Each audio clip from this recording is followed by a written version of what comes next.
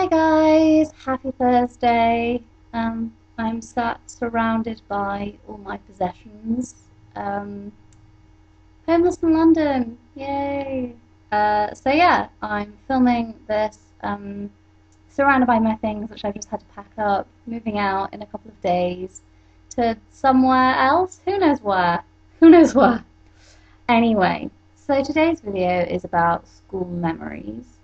Um, I didn't really like school, especially sixth form. I was really bored and just wanted to move away by that point. But I have some good memories of primary school and early secondary school. Um, you obviously heard my wetting myself during the Hail Mary, which was cracking. So I started off when I was 4 in a school in Mulgai outside Glasgow. Had a really cute Scottish accent. Probably my highlight of that school was the nativity play when I was 4, and I played Away in a Manger on the recorder as a solo. Started my musical career, yeah. And then I moved to a little school in Harrogate, where I grew up, and had some good times there. I was a bit naughty. When I was 7, I broke my collarbone because I'd been teasing a boy who was 2 years older than me because he couldn't do cartwheels. So he chased me around the playground, pushed me over, broke my collarbone, I had to go to A&E, and he told the teachers he tripped over a shoelace. But obviously I couldn't tell them why he pushed me. And I missed the only big sports day my school ever had out of my own idiocy. So there we go, all my own fault. Um, and then a little bit later, a couple of years later, I got sent to the head teacher's office.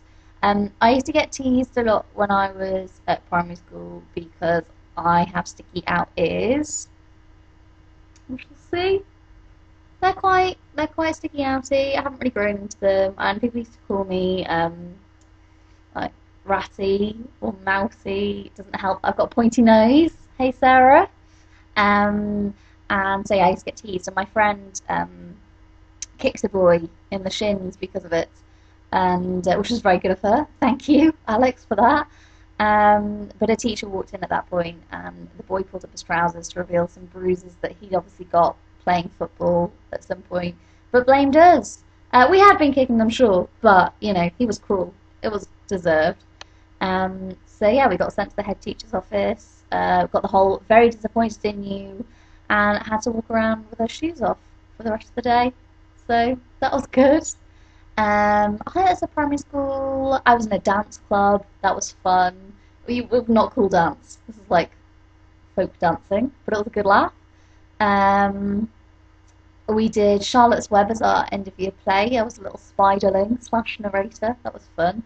But yeah, it was all fine. And then I went to secondary school where my 3 siblings had all gone as well, and had a good time there as well, I suppose. Um, Nothing really eventful happened. I did some drama. I was in a Christmas Carol. I was supposed to be the eldest sibling in the what family's Tiny Tim in? The Cratchit family? No, the family anyway. Tiny Tim's eldest sister, but I was the smallest and most definitely the youngest of the group. So there we go. I was supposed to be older than everyone. Tiny Tim was actually taller than me. So yeah, that was good. And then we did Much Ado About Nothing and History of Tom Jones. I was a maid from the West Country. That was quite fun. So yeah, secondary school was good. Lots of drama, lots of music. I was in the bands and the chamber choir and stuff like that. But nothing hugely eventful happened. And then I got to sixth form, and I was elected head girl of the school. God knows how. I swear people only voted for me because they didn't dislike me. So they were like, oh, she's alright, let's vote for her. So yeah, I was voted head girl. I had to give a speech and have a whole election campaign, which was basically Doctor Who themed. I had posters of David Tennant and Martha at the time running away from like big explosions. They're like, "Oh, I told you we should have voted for Sophie," and various ones joking about my height, like a shot from underneath with "Vote Fenners, head above the rest." It was a pretty good campaign. I had big sticker like badges for everyone with basically a really obscene picture of me, which I'll try and find to insert here, maybe. Who knows? Um, yeah, so, and then I had to give a speech. We had to give a speech. I think it lasted like 1 or 2 minutes. And my speech, I decided I didn't really have anything to say, so why not take the piss out of myself and stand on a box? So I took a box with me, plonked it behind the lectern, stood on it, and everyone laughed. So there we go. Benefits of being short. So yeah, I got voted to head girl, and then I finished sixth form. I didn't really do any work throughout school. I just kind of breezed through. So it was a bit of a shock when I got to uni, but I breezed through my classes, did well, and went to uni.